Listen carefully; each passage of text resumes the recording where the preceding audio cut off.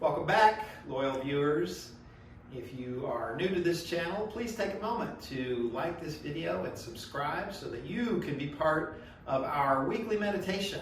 You get a little hint on every Trinity video about what we're going to be meditating on and how you can bring that in a physical sensation into your body on Wednesday nights. This week, our energy is... Come on, you know, you've been following G, harmony.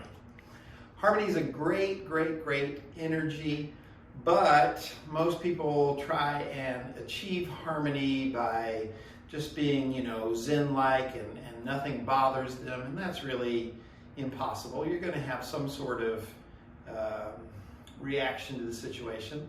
So we're going to look at how you can work with that. And as always, I feel that self-defense, martial arts are a wonderful tool for describing energies because they start with the supposition that the person in front of you is not your buddy. They're not going to just do everything that you like.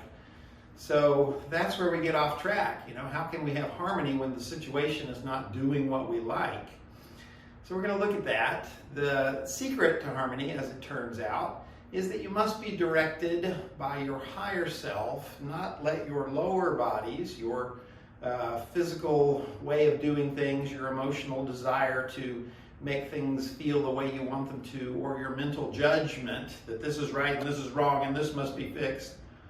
All of that gets in there, you've lost the harmony. Which is why most people, when they describe harmony, will talk about things like being out in nature. Because nature has no agenda. There's no lower body there. Each plant is being directed by its higher self. It is there to grow and thrive and connect to everything else. It has no thoughts or feelings or physical habits of what it wants to do.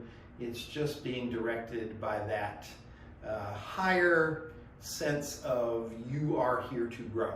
If you were directed by your higher sense of you are here to be your amazing, creative, loyal, powerful, understanding self, then you would be in harmony all the time.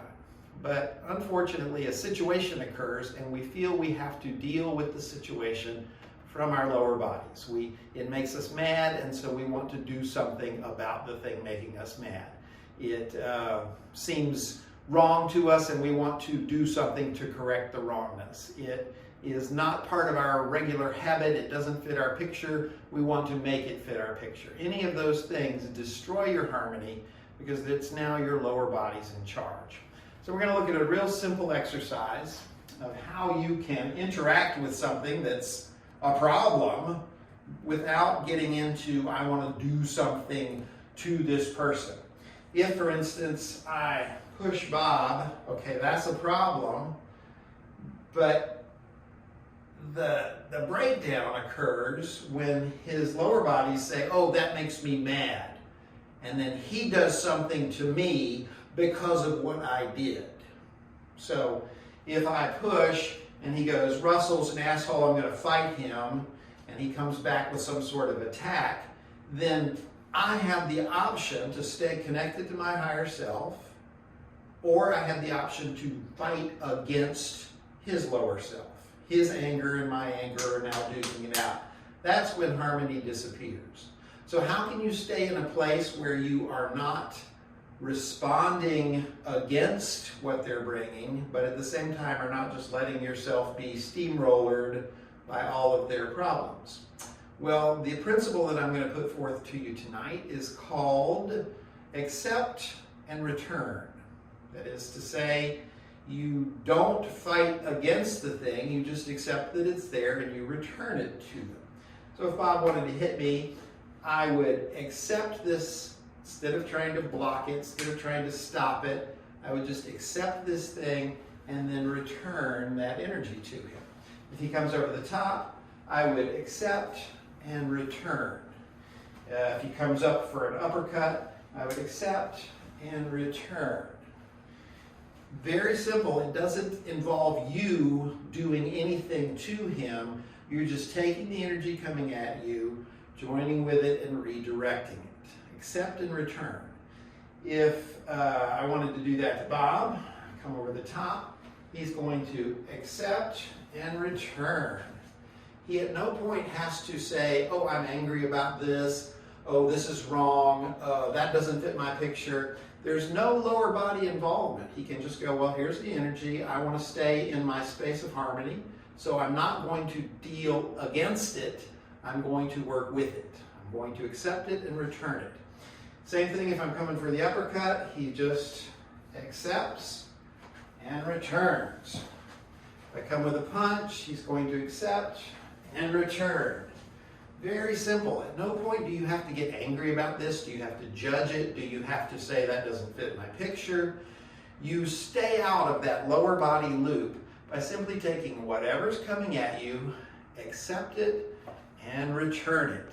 If you want to practice this, a really simple way to do it is imagine this person is coming for that overhand smash, and you're just going to kind of curl your hand around it and step in and return. It looks a lot like you're bowling. You go, here, I'm bowling.